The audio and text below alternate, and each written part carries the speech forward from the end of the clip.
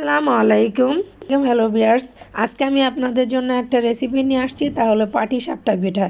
এই জন্য আমি এখানে দেখুন গুঁড়ো দুধ, সাবুদানা, তারপরে চাউলের গুঁড়ি আর আখের গুড় নিয়ে নিয়েছি, কলা নিয়েছি। এ দিয়ে আমি আজকে একটা রেসিপি তৈরি করব। সেই জন্য আমি এখানে ব্লেন্ডারের জারটা নিয়ে নিলাম, তার মধ্যে আমি ছোট ছোট কলা দিয়ে দিলাম। আপনারা চাইলে বড় সাগর কলাও দিতে পারেন, অসুবিধা নেই। তা আমার কাছে উপস্থিতভাবে এই কলাটাই ছিল, তাই আমি এটা দিয়েই চালিয়ে দিলাম। তো এখান দিয়ে আমি এই কলাগুলি সম্পূর্ণ যেই কটা প্রয়োজন তা নিয়ে নিলাম। আপনারা চাইলে কম বেশিও নিতে পারেন। দিয়ে দিলাম এক টুকরো আখের গুড়, দিয়ে দিলাম কিছুটা পানি। এখন আমি এটাকে সুন্দর করে ব্লেন্ডার করে নেব।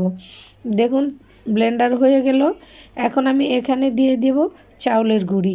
আপনারা যতটুকু পরিমাণ নিয়ে নেবেন। আমি এখানে 1.5 কাপ দিয়ে দিয়েছি, দিয়ে এই যে ব্লেন্ডার করে নিলাম। আমি এখানে আরও কিছু চাউলের গুঁড়ি দেব, কেননা এটুকু তো আর হবে না, একটু বেশি করেই বানাবো।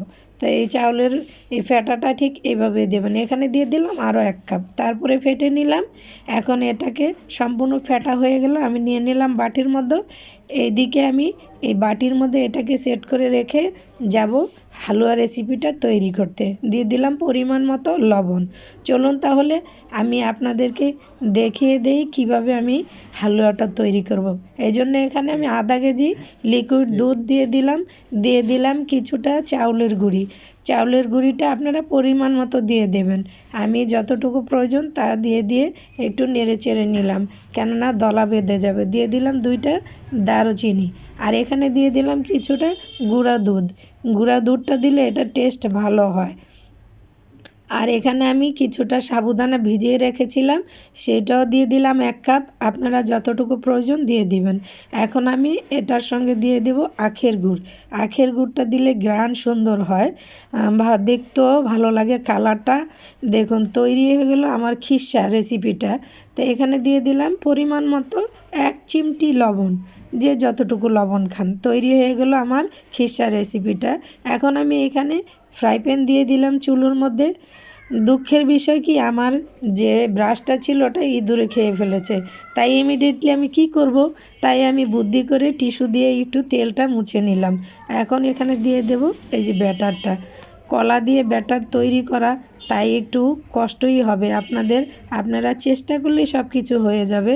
কেননা এই পাটিসাপটার এটা যদি সুন্দর না হয়, পিঠাটা দেখতে ভালো লাগে না। তাই আমি চেষ্টা করেছি আপনাদেরকে বানিয়ে দেখে দিতে। আমি কিন্তু নোয়াখালীর মেয়ে, আমি কিন্তু পিঠা বানানোর মধ্যে অনেক ওস্তাদ, কিন্তু আমি সব পিঠা তৈরি করে আমি ইউটিউবে ছাড়ি না। কেননা আমি চাই নিত্য নতুন একটা আমার দর্শকদের উপহার দিতে, একটা সুন্দর রেসিপি, সুন্দরভাবে একটা ইউনিক পিঠা বা যে কোনো ইউনিক একটা তরকারি রান্নার রেসিপি। তাই আমি আজকে আপনাদের জন্য এই সাবুদানা কলা দিয়ে পাটিসাপটার রেসিপিটা তৈরি করলাম। জানি না আপনাদের কীরকম লাগে, আশা করি আপনাদের সবার ভালো লাগবে। ভালো লাগলে অবশ্যই আমার চ্যানেলটাকে দেখতে থাকবেন, আমার চ্যানেলটাকে পছন্দ করবেন, আমার রান্নাটাকে পছন্দ করবেন। আর আপনারা এভাবে রান্না করে বা এভাবে পিঠা রেসিপি তৈরি করে খেয়ে ট্রাই করে দেখবেন। আশা করি অবশ্যই ভালো লাগবে। দেখুন আমি কি আলতো হাতে এই পিঠাটা তৈরি করেছি। তৈরি করে এখন এটাকে উঠিয়ে নিয়ে আরেকটা আমি আপনাদের সুবিধার্থে বানিয়ে দেখে দিচ্ছি। আবারও সেই তেল ব্রাশ করে নিলাম। তেলটা ব্রাশ করলে পিঠাটা সুন্দর হয়। তো এই যে এখানে আলতো হাতে এই ব্যাটারটা দিয়ে সুন্দর করে মিশিয়ে নিতে হবে। মিশিয়ে নিয়ে আবারও আমি আরেকটা আপনাদেরকে বানিয়ে দেখে দিচ্ছি। তারপর আমি এটাকে সম্পূর্ণ এই পিঠাগুলি তৈরি করে আপনাদেরকে আমি পরিবেশন করে দেখিয়ে দিব। দেখুন আরেকটা তৈরি হয়ে গেলে এখন আমি এপাশ থেকে আবার আরেকটু দিয়ে দেব। হালুয়া বলেন আর খিরসা বলেন, যাই বলেন, আমি এই খিরসাটা আবার একটু দিয়ে দিলাম এপাশ থেকে। আমি দুপাশ থেকেই আপনাদেরকে বানিয়ে দেখিয়ে দিলাম। এপাশ থেকে সুন্দর করে মিশিয়ে দিয়ে তারপর পিঠাটাকে আবার আমি উল্টিয়ে দেব সুন্দর করে। আপনারা দেখতে থাকুন, দেখুন কালারটাও কি সুন্দর হয়েছে। পাকা কলার এই পিঠাটা খেতে অসম্ভব মজাদার। তাই আমি এভাবে বানিয়ে আপনাদেরকে দেখিয়ে দিলাম। এই যে দেখুন তৈরি হয়ে গেলো। এভাবে আমি সম্পূর্ণ পিঠাগুলি বানিয়ে নিয়ে এলাম। গরম গরম খেতে মজাদার, ঠান্ডা করলে আরও মজাদার ঠান্ডা পিঠা খেতে। তবে আমি আপনাদেরকে এই পিঠাটা গরম গরম খেয়ে একটা দেখিয়ে দিব। আর দেখুন পিঠাটার কি সুন্দর কালার হয়েছে, আর দেখতেও খুব সুন্দর, বানিয়েছেও মাশাআল্লাহ অনেক সুন্দর। নিজে নিজেই বলছি, কি করব, আমার বন্ধু বান্ধবী যারাই আছেন, আমার মা খালা সবাই আমার এই রেসিপিটা দেখবেন।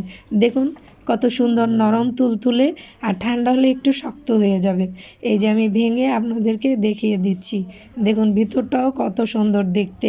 তা আপনারা এভাবে আশা করি এই পিঠার রেসিপিটা তৈরি করে খাবেন, বা আপনারা সবাই খেয়ে দেখবেন আর আমার চ্যানেলটাকে দেখবেন। সবাই আশা করি ভালো থাকেন, সুস্থ থাকেন। ইনশাল্লাহ আবার ফিরে আসবো অন্য কোনো রেসিপি নিয়ে। আল্লাহ হাফেজ, আসসালামু আলাইকুম।